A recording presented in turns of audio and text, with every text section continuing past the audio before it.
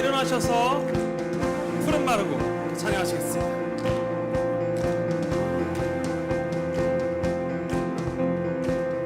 푸른 마르고 꽃이 시드나 주의 말씀은 영원해. 다시 한번 푸른 마르고 푸른 마르고 꽃이 시드나 주의 말씀은 영원해. 주의 말씀은 주의 말씀을 믿는 자 주의 구원을 얻으리. 주의 말씀을 행하는 자 주의 구원을 보게 되리라. 주의 말씀은 영원해. 아멘. 함께 고백합니다. 주의 말씀은 영원해. 주의 말씀 주의 말씀은 영원해. 주의 말씀은 영원해. 영원해. 다 함께 찬양을 부를 때 이번에 한번 조금씩 뛰어볼까요? 좀 무릎이 안 좋으신 분들은 조금 자제해 주시고, 무릎이 좋으신 우리 고등부 여러분 함께 조금씩 몸을 좀 움직이면서 잠도 깨우면서 함께 찬양해 보겠습니다. 푸른 말하고 다시 한번 찬양합니다. 푸른 마르고 꽃은 시드나 주의 말씀은 영원해. 푸른 마르고 푸른 마르고 꽃은 시드나 주의 말씀은 영원해. 주의 말씀은 주의 말씀을 믿는 자 주의 구원을 얻으리. 주의 말씀을 행하는 자 행하는 자 그의 능력을 보게 되리라. 주의 말씀은 영원해. 주의 말씀은 영원해. 주의 말씀 주의 말씀은 영원해. 주의 말씀은 영원해.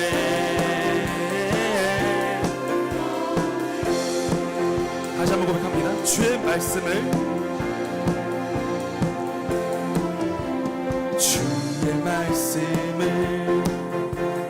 믿는 자 주의 구원을 얻으리. 주의 말씀을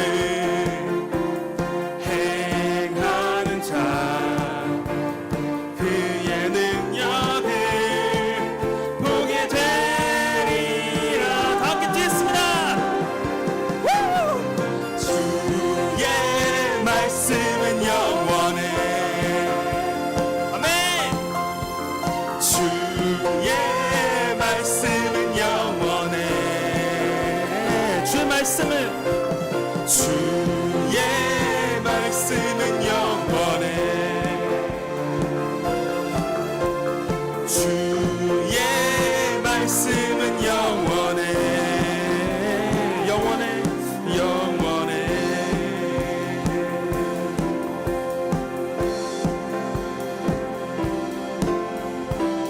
아멘. 시간 영광을 또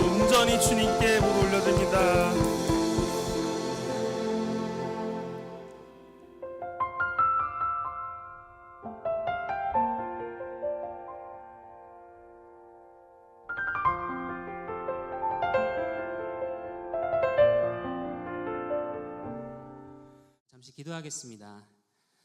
사랑하는 아버지 감사합니다. 주의 놀라우신 구원에 이르는 지혜 그 말씀을 전합니다. 입술 가운데 함께 해주시고 오직 주님의 말씀만이 이 자리 가운데 선포되어져서 우리의 삶 가운데 나타날 수 있도록 이 시간을 사용하여 주시옵소서. 감사드리며 예수 그리스도의 이름으로 기도합니다. 아멘. 네, 익숙함. 우리는 이제 무언가에 너무 익숙하다 보면 그 무언가에 대한 소중함과 가치를 잊어버리게 될 때가 있습니다. 제가 이제 고등학교를 졸업하고 베트남으로 갔습니다. 이제 부모님께서 선교에 헌신하셔서 부모님을 따라 베트남에 가게 되었는데 그 전까지는 몰랐던 이 대한민국의 소중함, 그거를 정말 뼈저리게 느낄 수 있었던 베트남에서의 시간이었습니다. 너무 많아요. 한국에서 소중한 게 너무 많아요. 근데 이제 세계적으로 유명한 한국의 1등인 게 뭐가 있을까요? 치안, 그 치안. 그리고 게임하는 친구들에겐 꼭 필요해. 그렇지, 와이파이. 이 인터넷 속도예요, 인터넷 속도. 해외를 나가본 친구들은 알겠지만 이 한국의 인터넷 속도는 말이 안 됩니다. 거의 영화를 클릭하면 받아요.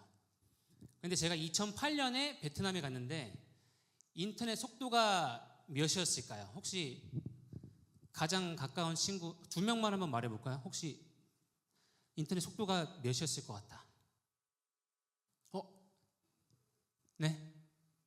10? 11? 12 메가요? 12 메가. 한 명 더. 12 메가. 한 명 더 혹시 말해볼까요? 한 명 더. 혹시 고1 친구들 중에서 그래, 세아야 몇이었을까? 인터넷 속도가.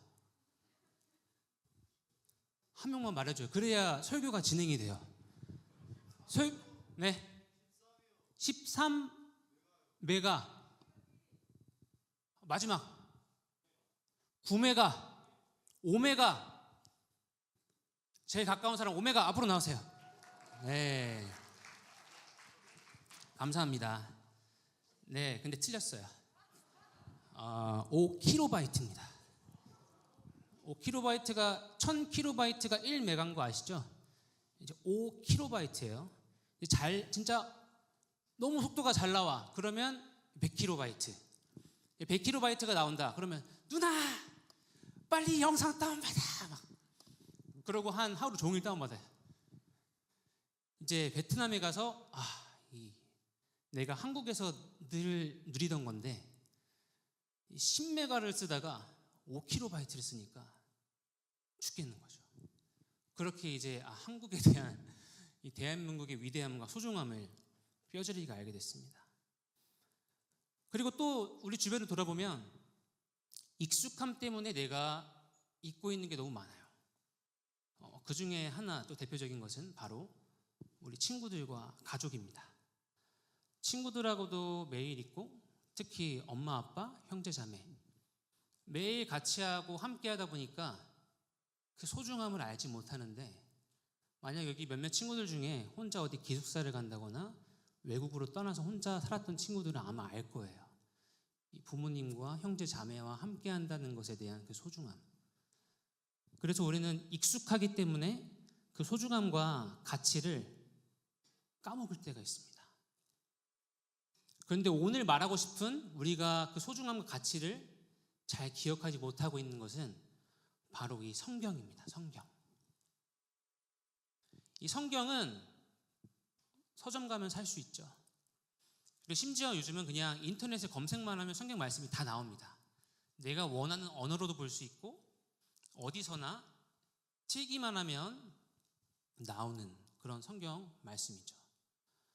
그런데 지금도 어떤 나라에서는 이 성경 말씀이 없어서 보지 못하는 나라도 있고요. 또 북한과 같은 그런 나라에서는 이 성경책을 가지고 있는, 소지하는 것만으로도 감옥에 갈 수 있는 불법적인 일이 됩니다. 그래서 우리에게는 익숙하지만 또 다른 누군가에겐 굉장히 절실하고 소중한 것이죠. 그런데 오늘 말씀에서 뭐라고 말하고 있냐면 15절 말씀에 보면 너는 어려서부터 성경을 알고 있다. 여기 아마 많은 대부분의 친구들이 어려서부터 신앙생활을 했고 예수님과 구약, 신약, 성경에 대해서 오랫동안 들어왔을 거예요. 근데 여기서 말하는 이 어려서부터 알고 있다는 이 유대인들은 그냥 가지고만 있던 게 아니라 이거를 어렸을 때부터 달달달달달달 외웠어요. 그러니까 우리가 생각하는 것보다 더 잘 알고 있는 것이죠. 근데 그렇다면 우리는 이 성경을 과연 무엇으로 알고 있을까요? 어떤 사람은 이 성경책을 역사책, 이스라엘의 역사가 적혀 있는 역사책 정도로 생각할 수 있고요. 또 어떤 사람은 이 기독교라는 종교에서 보고 믿는 그런 종교 서적으로 생각할 수도 있고, 또 어떤 사람은 이 창세기 이야기가 그때 당시 고대 근동의 그런 문헌들과 비슷한 내용들이 되게 많아요. 그래서 이것도 그냥 옛날 고대 근동의 신화 중 하나다라고 생각하는 사람도 있습니다. 그렇다면 과연 여러분은 이 성경이 뭐라고 생각을 하시나요? 우리가 교회에서 정말 많이 듣고 이미 머릿속 한편으로는 우리가 알고 있는 것은 성경은 단순히 그런 역사책, 종교책, 신화, 설화 그런 게 아니라 오래전부터 하나님께서 계획하시고 창조와 또 세상의 끝날까지 적혀 있는 하나님의 말씀이라고 우리는 많이 들어왔고 그렇게 믿고 있습니다. 그렇다면 이 성경, 우리는 이 성경을 바라보면서 무엇을 바라고 있나요? 우리가 왜 성경을 읽을까요? 왜? 이 성경을 읽는 목적, 그리고 내가 이 성경을 정말 열심히 읽게 되면 우리 안에 어떠한 변화가 일어날까요? 제 지인 중에 한 명은 성경을 일부러 열심히 안 읽어요. 고의적으로 계획이 있어요. 왜 안 읽냐면 자기가 성경을 너무 열심히 읽으면 새벽기도 나갈까 봐 은혜 받아가지고, 또 어떤 분들은 성경을 너무 열심히 읽으면 선교사가 될까 봐, 혹은 지금 저처럼 내가 목사님 되면 어떡하지? 전도사님 되면 어떡하지? 그건 피하고 싶은데 그래서 고의적으로 성경을 멀리하는 사람들도 있습니다. 그렇다면 과연 이 성경을 읽는 목적이 내가 예배를 더 많이 나가기 위해, 기도를 더 많이 하기 위해, 전도사님, 목사님이 되기 위해서일까요? 네, 절대 아니죠. 오늘 말씀에서는 우리가 성경을 읽는 목적, 그리고 우리가 성경을 읽을 때 무엇을 기대해야 하는지에 대해서 말하고 있는데요. 3장 15절 말씀을 다시 한번 같이 읽어보겠습니다. 3장 15절 말씀입니다. 시작. 또 너는 어려서부터 성경을 알고 있다. 성경은 내게 그리스도 예수 안에 있는 믿음으로 인해 구원에 이르는 지혜를 줄 수 있다. 아멘. 네, 말씀처럼 성경은 우리에게 구원에 이르는 지혜를 준다고 합니다. 즉 성경이라는 것은 우리가 어떠한 이 기독교라는 종교에서 훌륭한 종교인이 되기 위한 지침서가 아니라 우리가 구원을 얻기 위하는 목적으로 우리가 바라보며 묵상하며 믿어야 되는 하나님의 말씀인 것이죠.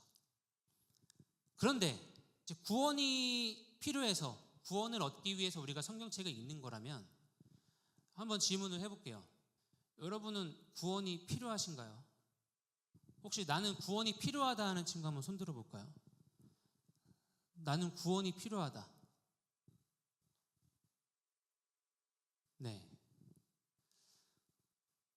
구원이 필요가 없는데 성경을 읽고 예수님을 믿는다. 이건 우리가 한번 잘 생각해 봐야 할 부분입니다.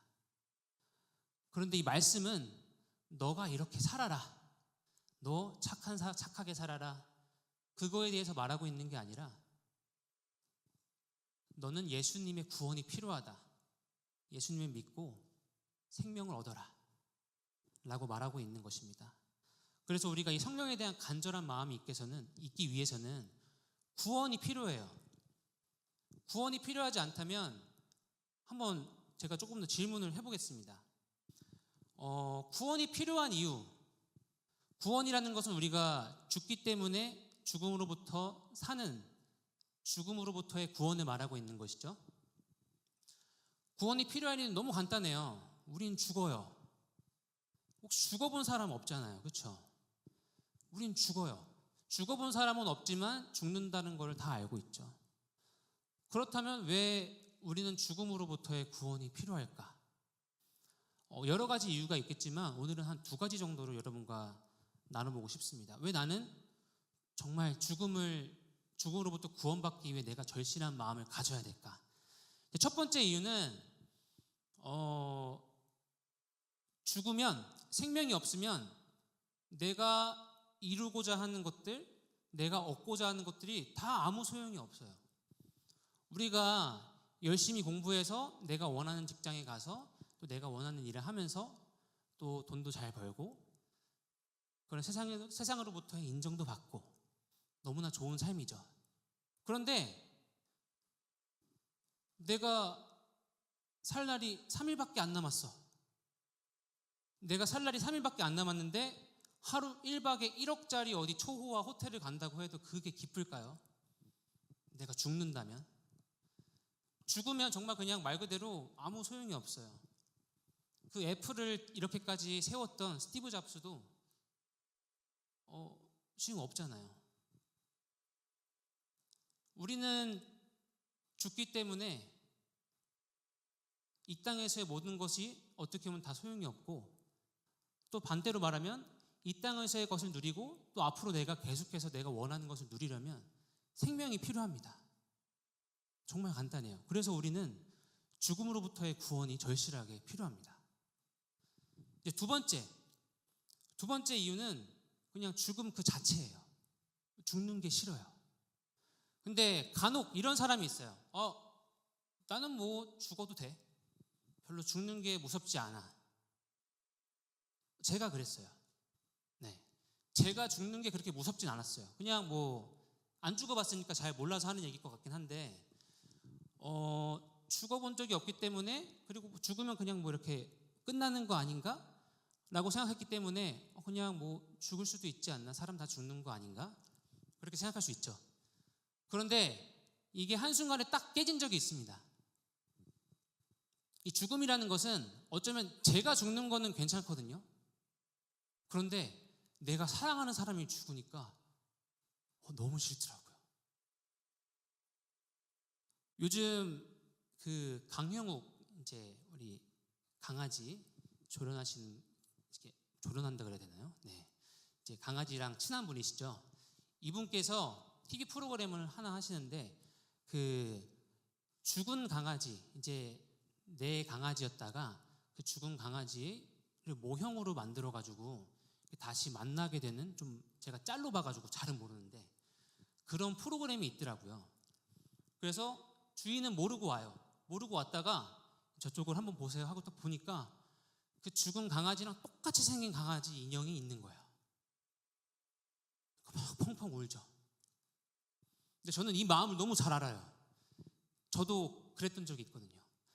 제가 고등학교를 졸업하고 베트남으로 갈 때 저희가 한 5, 6년 키우던 시추가 있었어요. 시추.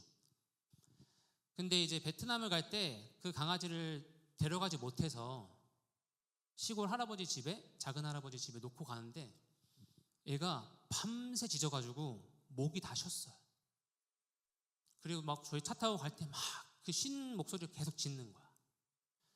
그때 이후로 저는 난 다시는 강아지를 못 키우겠다, 그렇게 다짐했어요. 지금도 강아지를 너무 좋아하지만 내가 다시는 키우지 않겠다. 왜냐하면 그 이별, 헤어지는 거, 그게 너무 싫어서. 제가 죽는 건 괜찮은데 제가 사랑하는 사람이 죽는 거는 너무 싫더라고요. 저희 작은 할아버지가 돌아가실 때도 그랬고요. 그런데 하물며 나의 부모님, 형제 자매가 내가 예상하지 못한 때 혹은 예상한 때에 돌아가신다고 해도 그게 내가 죽는 것보다 견디기 쉬울까요? 차라리 내가 죽는 게 낫지 라고 많이 생각을 하게 될 것 같습니다. 그래서 우리는 이 죽음이라는 것으로부터 그 누구도 자유로울 수 없습니다. 내가 죽는 것을 넘어서 내가 사랑하는 사람 또한 죽기 때문에 우리는 이 죽음이라는 것으로부터 자유로울 수 없고, 우리는 분명 죽음으로부터 생명으로 가는 그 구원이 꼭 필요한 것입니다.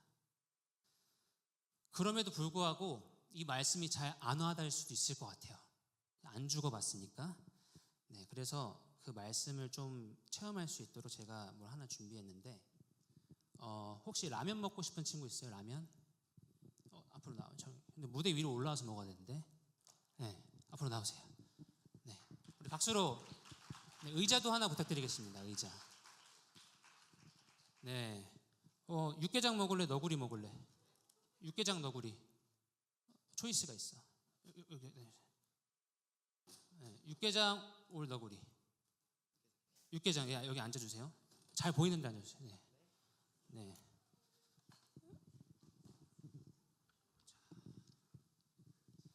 네, 육개장 많이 먹어봤죠?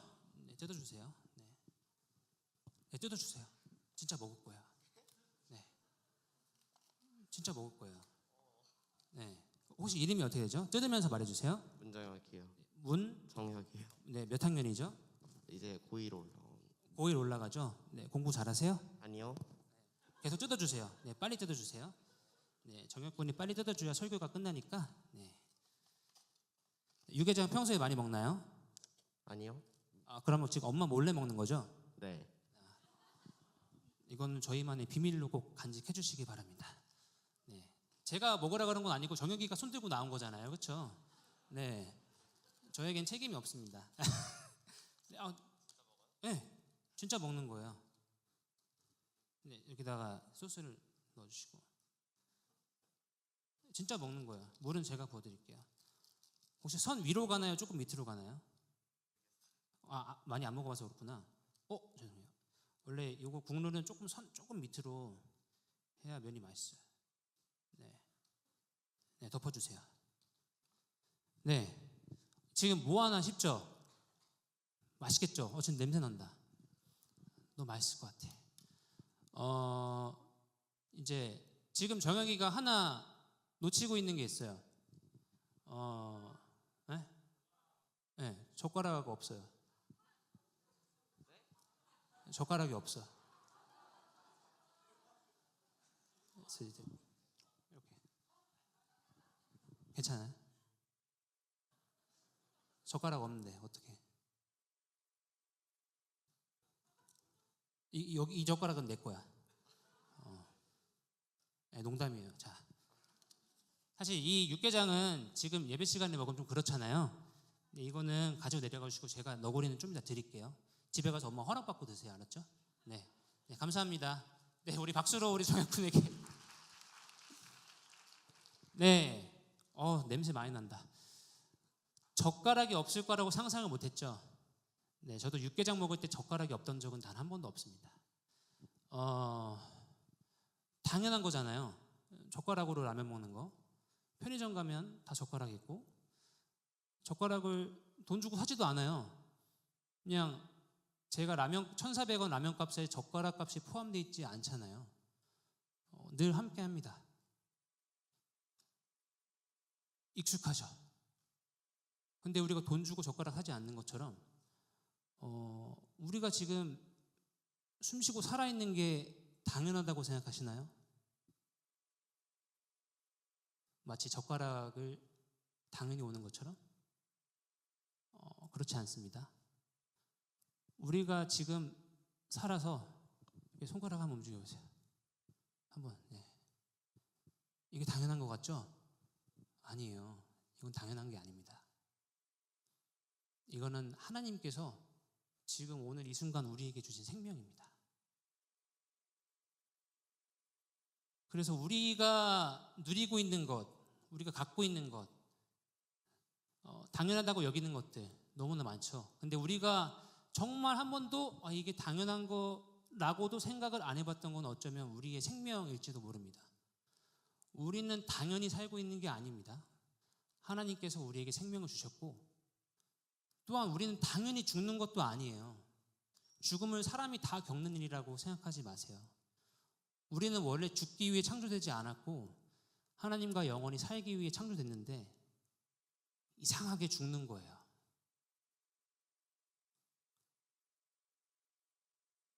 구원에 이르는 지혜가 우리에겐 꼭 필요합니다.